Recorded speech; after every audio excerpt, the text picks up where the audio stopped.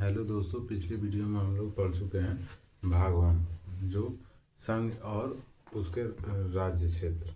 उसमें पहले अनुच्छेद में हम लोग भारत राज्यों का संघ है एंड दूसरा अनुच्छेद संसद किसी भी विदेशी राज्य को भारत में मिला सकती है एंड तीसरा अनुच्छेद है कि संसद किसी भी राज्य की सीमा को बढ़ा घटा सकती है, किसी नए राज्य का निर्माण कर सकती है। एंड अनुच्छेद 4 में हम लोग पढ़े हैं कि जब संसद अनुच्छेद 2 और 3 को अप्लाई करेगी तो इसमें राष्ट्रपति हस्तक्षेप नहीं कर सकते। इसमें धारा 300 अनुच्छेद 368 अप्लाई नहीं होगा। तो यहाँ तक हम लोग देख चुके हैं। आज हम लोग देखेंगे दोस्तों भाग 2 नागरिकता का कानून। तो ये नागरिकता का कानून 2 से लेके 11 तक है। ठीक है दोस्तों, ये ब्रिटेन के संविधान से लिया गया है और इसका सिद्धांत अरस्तू ने दिया था। ठीक है दोस्तों, तो नागरिकता का कानून, तो इसमें सबसे पहले 5 से लेकर 11 तक है। तो ये 5वां नंबर का है जो, तो उसमें है प्रारंभ से नागरिकता। प्रारंभ से नागरिकता का अर्थ है जो 26 जनवरी 1950 से पहले जो भी लोग आए होंगे या होंगे इंडिया में, उनको नागरिकता दिया जाएगा। नागरिकता देने की प्राथमिकता है। इसको एक तरीके से कह सकते हैं कि जन्म से नागरिकता। एंड दूसरा 6वां नंबर है कि पाकिस्तान से इंडिया आए लोगों को भी नागरिकता दिया जाएगा, बशर्ते वो 19 जुलाई 1948 से पहले इंडिया आए हों। जो पाकिस्तान गए थे, जो पाकिस्तान का निर्माण हुआ था तो पाकिस्तान में थे, तो वहाँ से जो लोग आए थे उनको भी नागरिकता दिया जाएगा 19 जुलाई 1948 से पहले। अगर उसके बाद जो भी आते हैं तो उनको परमिट नियम का पालन करना पड़ेगा। अब हम अनुच्छेद 7 देखेंगे।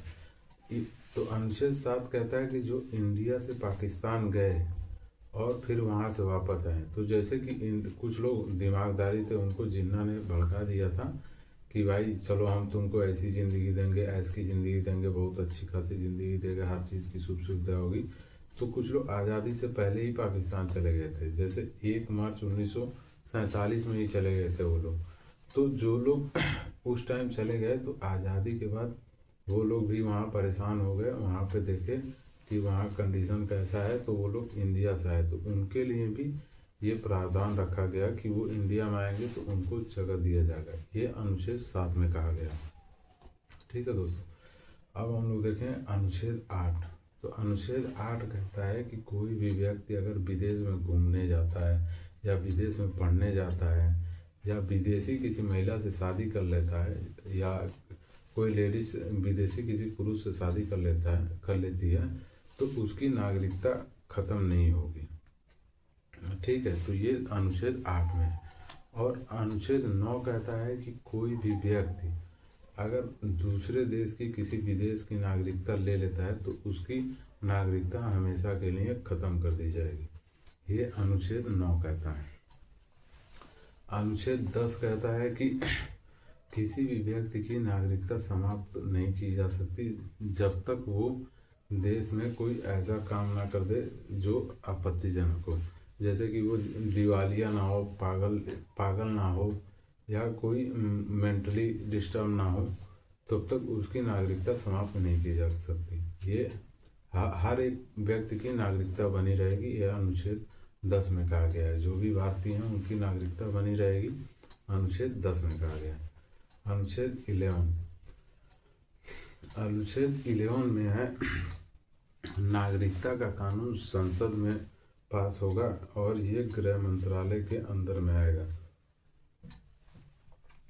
तो जो भी नागरिकता का कानून है ये संसद में गृह मंत्रालय के अंदर में आता है। जैसे कोई भी नागरिकता कानून में संशोधन करना है या कुछ भी नए नियम लागू करने हैं तो ये गृह मंत्रालय के हाथ में है। वो गृह मंत्रालय संसद में बिल पास कराएगी, उसके बाद नागरिकता का कानून अप्लाई होगा।